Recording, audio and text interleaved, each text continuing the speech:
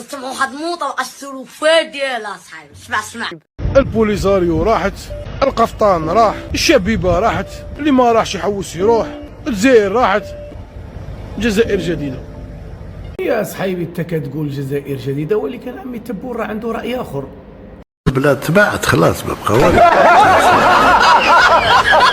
ما ربما ما حقيش نقولها، ولكن حنا رانا نمشوا كما يقولوا بالعامة قد الماء قد الدقيق.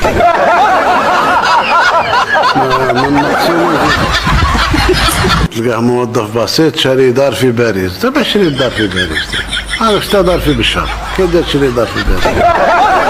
عمي تبون ما حضيتيش معاهم داروا لك السماوي.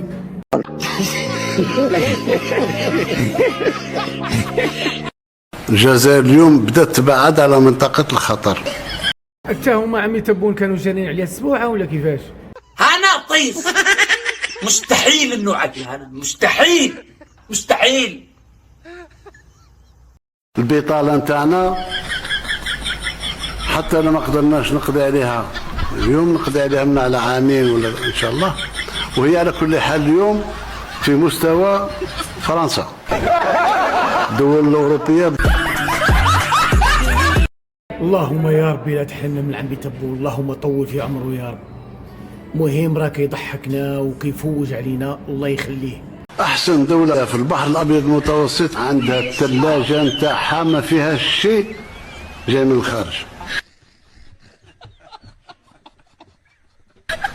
مصنوعة بولادها وبالمواد تاع الجزائر، وراها تتباع مطلوبة.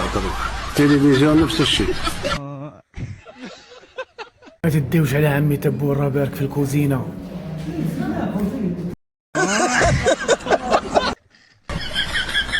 الدولة الوحيدة في العالم رغم الشيء اللي يقولوه، احنا الدولة الوحيدة اللي تعافر مع الخبز ودنا تجي تعافر معي. قيمة الدينار تاعي مثلا، لما الدينار اليوم نقولوا راه يدير 140 دولار، نوصلوا انا باش يدير 100 دولار. الله يبارك ستي. احنا عندنا علاقات طيبة جدا مع الشعوب. عمي تبور سمعت هذه الايام بان طايحه عليك الكرش، واحد طيحه خايبه، وحيت العلاقه ديالك مع الامريكان راك طاقف فيها الورقه، ما عرفت شنو هذاك الشيء كاين. اي شد روحك مليح. العربي عاود نضلق طلع مشى.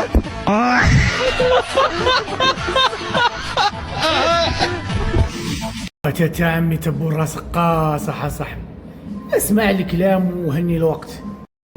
وتا عمي ترى ما معتهاش له سامع الجزائر، راه عمي تبون ما طيحاش عليه الكرش بحال ما هكاك، وبالك كيزقزق هنا وزقزق ليه.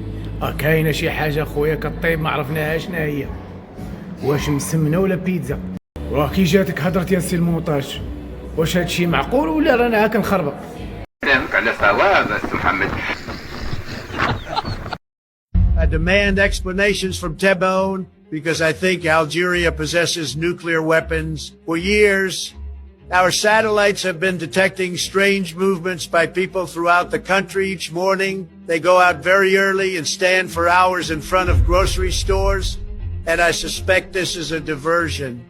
After 6 or 7 hours, they return home carrying a small box whose contents we haven't been able to determine. المهم إلا قاري داكشي اللي بغينا، ما قاريش جيب اللي يشرح ليك، لأن هادشي اللي قال دونالد ترامب راه كلام خطير في حق الجزائر. قال أن الأقمار الاصطناعية رصدت أن الجزائر عندها أسلحة ديال الدمار الشامل، وكيطلب تفسير عاجل من رئيس الجمهورية عبد المجيد تبون، ولا غادي تكون إجراءات جد صارمة في حق دولة الجزائر. وسمعوا شنو هو قال وبارطاجيو باش كلشي يعرف. I demand explanations from Tebboune because I think Algeria possesses nuclear weapons. For years, our satellites have been detecting strange movements by people throughout the country each morning.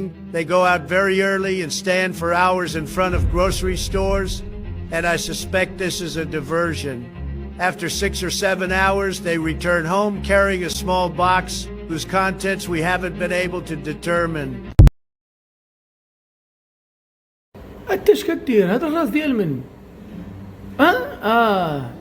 داك السيد اللي كيكتب الخطابات لعمي تبون. ايوا واش لقيتي؟ مخك ماهوش نيفو، تحوس انت دير حاجه ما ينيفو فيك. عندك لا بوينت في مخك وتقول لي انا واش بيا، حاجه ما تصلح فيك. ابتداء من السنه المقبله ان شاء الله الضبابيه تاع زمان نقضي عليها. كأبو العتاهية.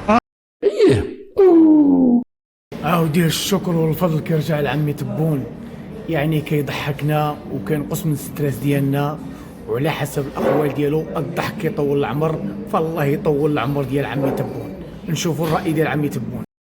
صراحه انا ما عندي حتى راي، ولكن اعتقد ان الشعوب كل الشعوب محتاجه للضحك. كما يقولوا احنا بالعامه الضحك يطول في العمر وينقص من الستريس.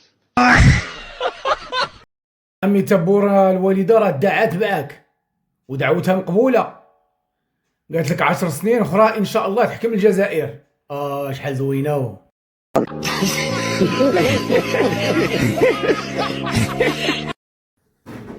يجي على روحه ويضحك، يروح يسمع الخطابات تاع تبون. المواطنين المغاربه دروك تجيب لهم زوج تاع ناس وتقول لهم اختاروا باش تضحكوا، كاين حسن الفد وكاين مهرج تبون، شتا تختاروا؟ اقسم لك بعظمه الرحمن غير يختاروا تبون. المغاربه دروك تبون يضحكهم اكثر من قادر سيكتر، اكثر من حسن الفد، اكثر من جمال دبوس، اكثر من قد المالح. جيب اكبر فكاهي في العالم، بغا يكون امريكان ولا اكبر فكاهي. اش كتخربق مولاي؟ راه 2026 راه عمي تبو راه غادي ياخذ جائزه نوبل ديال التهريج السي. تماك غلط ولا مالك؟ واسمع عمي تبون من وراء هذا التهريج اشنو باغي؟ خصك تعرفوا اشنو باغي بعدا تصنت ليه ان شاء الله باش ندخلوا في العصرانه. ولكن اللي كنخاف منه انا هو بعد مرات عمي تبون كيبدا يطيب ويخبز في الهضره والكلام بدون حاسب ولا رقيب، وهذا هو اللي غادي يخرج عليه صراحه. بعباره شعبيه اللي يحوس علينا يلقانا. لقاك داير معايا الرانديفو، لقاك في الرومبا. اش كتقول عمي تبون؟ وانت اختار على الوقت بعدا اللي تقول فيه هذا الكلام وكحلتيها. اش كتقول؟ وترام كيسمع. اش كتقول؟ اش عندك؟ اش تحت منك؟ اش من صواريخ عندك؟ وما يهددنا حتى واحد ولا يسبنا حتى واحد، اللي بغى يسب ولا اللي بغى يندب ولا اللي بغى يهدد. واش مازال زايد فيه؟ ضرب راسك اخويا، هاد الحيره غطليها بوحدك.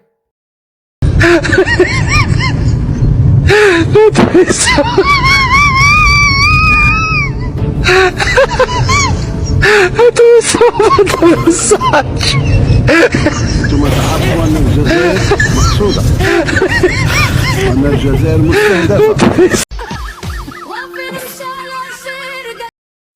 L'Algérie sur les traces du Venezuela. Ce 3 janvier 2026, j'ai reçu les nouvelles en provenance de Venezuela avec un double sentiment, celui démoralisant de l'injustice consacrant une fois de plus la victoire de la force sur le droit international, et un autre reposant que les despotes peuvent payer de leur vivant pour le mal qu'ils ont fait à leur peuple. Je sais combien il peut être rageant de voir un Trump ou un Netanyahou attaquer les pays et les populations qu'il veut, tuant leurs responsables chez eux ou dans leurs bureaux. Mais il ne devrait pas être moins rageant de voir des despotes disposant de leur peuple et de leur pays à volonté et dilapidant leurs richesses sans scrupule. Les noms et les visages de quelques-uns de ces despotes, Noriega, Saddam, Kadhafi, Moubarak, Bachar, al-Assad, sont remontés à ma mémoire, me rappelant les circonstances humiliantes de leur capture, leur fuite ou leur mort.